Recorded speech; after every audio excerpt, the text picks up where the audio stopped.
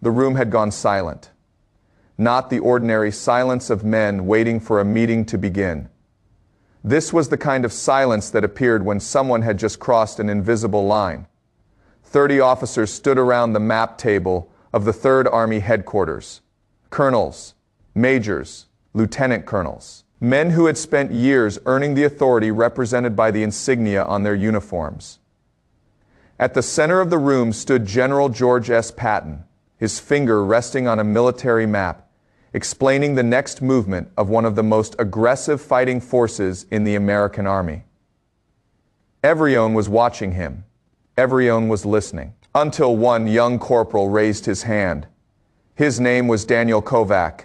He was 22 years old, and he had just done something almost nobody in that room would have dared to do. He had interrupted General Patton, sir, Kovac said. The general looked up. I think the map is wrong.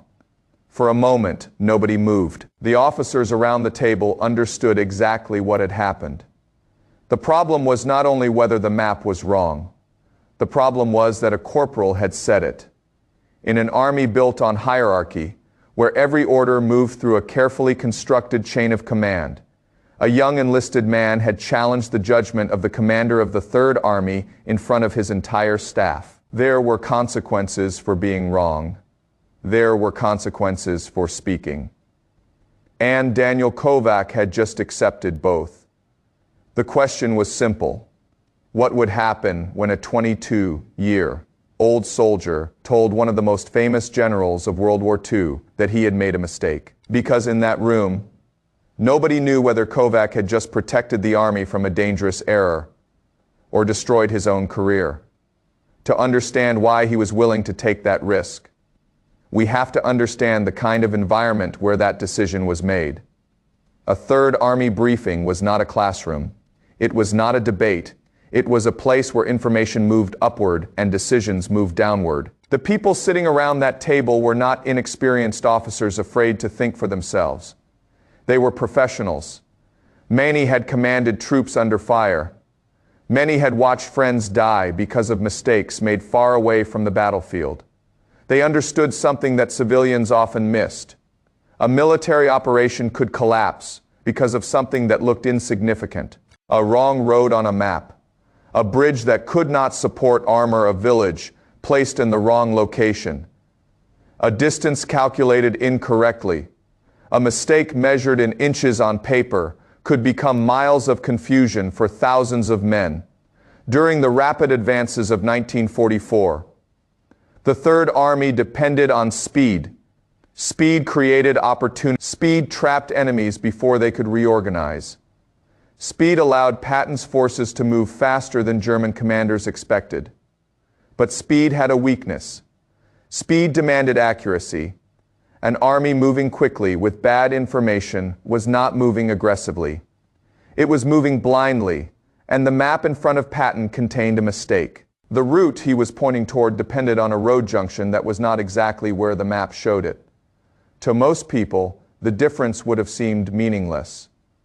A small error, a minor detail.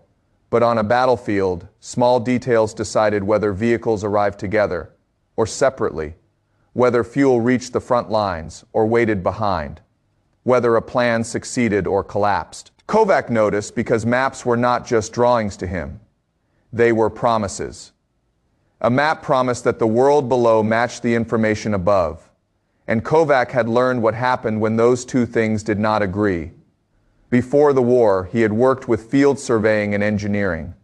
He had spent hours studying terrain, measuring distances, comparing official records with the reality on the ground. He knew that a map could look perfect and still be wrong. A river could move. A road could disappear. A town could change. The land itself could betray the paper. That habit had followed him into the army. Look closer. Check again. Never assume the map was telling the truth. During the briefing, Kovac recognized the problem almost. He saw the discrepancy, and then came the harder decision. Not whether he knew the answer, whether he should say it, because knowledge alone was not courage. The difficult moment came when a person had something important to say, and understands exactly what it might cost. Kovac looked around the room. Senior officers were there. Men with more experience, men with more authority. And that created the real conflict inside the young corporal's mind was, he's seeing something everyone else missed. Or was he a young soldier who did not understand his place? That was the invisible battlefield inside the room. Not maps, not roads, not military strategy. Human judgment. Every officer there had to make a calculation. The same calculation Kovac made. The safest choice was silence. Silence protected careers. Silence protected reputations. Silence allowed everyone to leave the room believing everything was under control. But silence had another cost.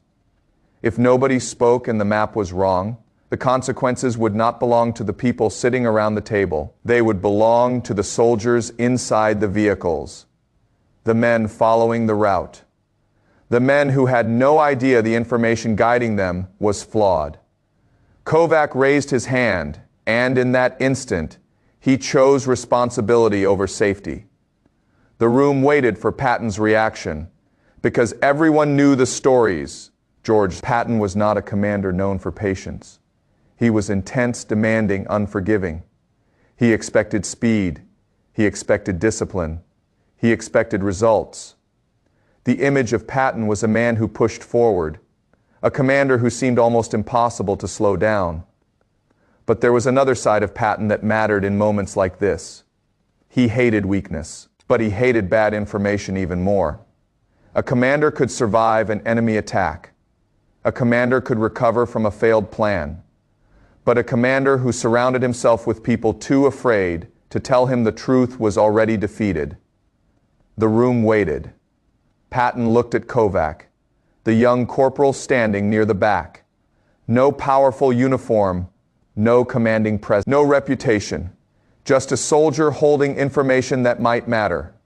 For several seconds, nobody knew what the general would do. Then Patton spoke. "Show me." 2 words. No anger, no humiliation, no dramatic speech, just a request. Kovac walked toward the map table. The same officers who had been standing above him in rank now watched as he stepped beside the commanding general. He pointed to the location. He explained the problem, the road, the outdated information, the difference between what the map showed and what actually existed. He did not exaggerate. He did not defend himself. He simply presented the evidence. The room became completely still. Patton, the map, because that was the only thing that mattered. He looked at the terrain markings. He looked at the information source. He looked again at the location Kovac had identified. Then came the answer. Patton admitted it. The corporal was right. The map was wrong. And in that moment, something more important than a road correction happened. A young soldier discovered what kind of commander Patton really was. And Patton discovered something about the young man standing in front of him. Most people believed courage was shown when someone ran toward danger, but sometimes courage appeared in a quieter moment.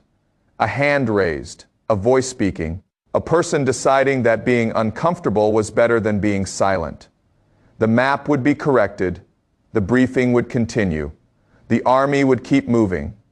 But the decision made in that room would follow Daniel Kovac long after the map was replaced.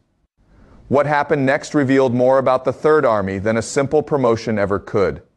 Because the story was not really about a map, it was about trust, and it was about the fragile relationship between authority and truth. After confirming Kovac was correct, Patton did not turn the moment into a public lesson. He did not embarrass the officers who had remained silent. He did not demand explanations. He did not ask why experienced commanders had missed something a 22-year-old corporal had noticed. Instead, he did something far more significant. He accepted the information. The correction was made. The route was adjusted. The briefing continued. And the Third Army moved forward.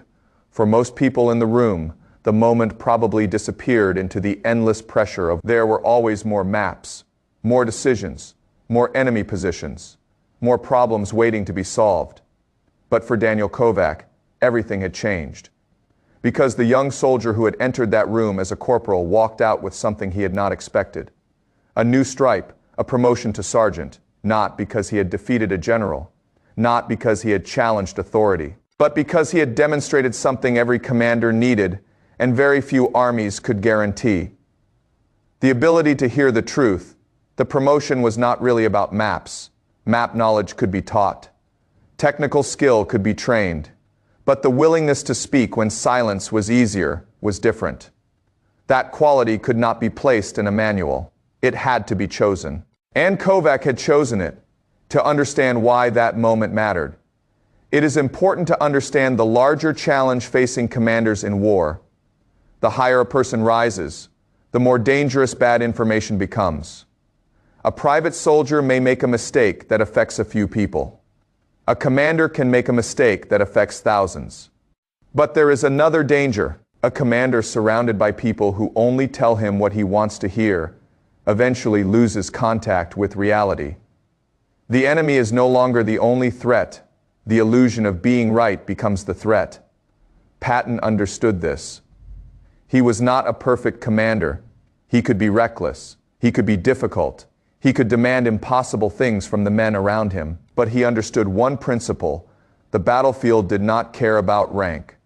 Reality did not change because a general believed something different. A wrong road was still a wrong road. A bad map was still a bad map. And a soldier who saw the truth was more valuable than an officer who protected a comfortable assumption. That was the lesson hidden inside the brief moment between Patton and Kovac. But the man who spoke that day was not born as a fearless soldier. Before the war, Daniel Kovac was simply a young man trying to build an ordinary life. He grew up in Pittsburgh, Pennsylvania. His family understood hard work. His father, an immigrant from Hungary, spent years working in the steel industry, part of a generation that built their lives through discipline and persistence. The lessons Daniel learned were not dramatic, they were practical. Work carefully, know your craft, do not pretend to know something you do not. Those lessons followed him into surveying. Before wearing a uniform, Kovac spent his days studying land, measurements, and technical drawings. It was not glamorous work. It was precision work, the kind of work where a small mistake could become a large problem. A line drawn incorrectly, a measurement taken carelessly, a detail ignored. The consequences appeared later when someone else depended on the information. The Army did not create that instinct inside Kovac, it revealed it. When he entered the war, he brought that same habit with him. Look closer, question assumptions, verify what others accept. Most soldiers never expected those qualities to place them in a confrontation with one of America's most famous generals. But history often turns on ordinary people placed into extraordinary situations. Kovac was not searching for recognition. He was not trying to prove himself.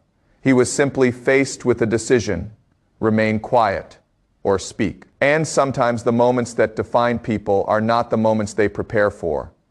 They are the moments when nobody is watching closely enough to tell them what the right choice is. After the promotion, life did not suddenly become easier.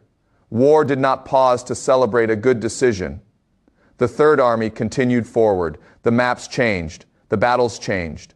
The men moved from one dangerous situation. The world of war had little patience for reflection. But the principle remained. Every successful operation depended on thousands of decisions made by people at every level. Generals made decisions. Officers made decisions. And sometimes a 22-year-old corporal had to decide whether the information in his head was worth the risk of speaking. The battlefield was not only fought with weapons, it was fought with judgment. And judgment required something armies often struggled to create. A culture where people could tell the truth before disaster forced them to. The most dangerous enemy was not always the soldier across the field. Sometimes it was the hesitation inside the person holding the answer. Years later, the significance of that briefing remained, because the moment represented a rare balance. A young soldier trusted his own expertise enough to speak. A powerful general trusted the evidence enough to listen. Both men had something to lose. Kovac risked his position. Patton risked his authority. But both understood something greater than rank. The mission mattered more. That is why the story lasted. Not because a corporal corrected a general. Not because a general promoted a corporal. Those are the visible details. The deeper story was about the invisible decision happening inside that room. A soldier choosing responsibility over fear. A commander choosing truth over pride. And an army becoming stronger because someone was willing to say, the map is wrong. The war eventually ended. The battles disappeared into history.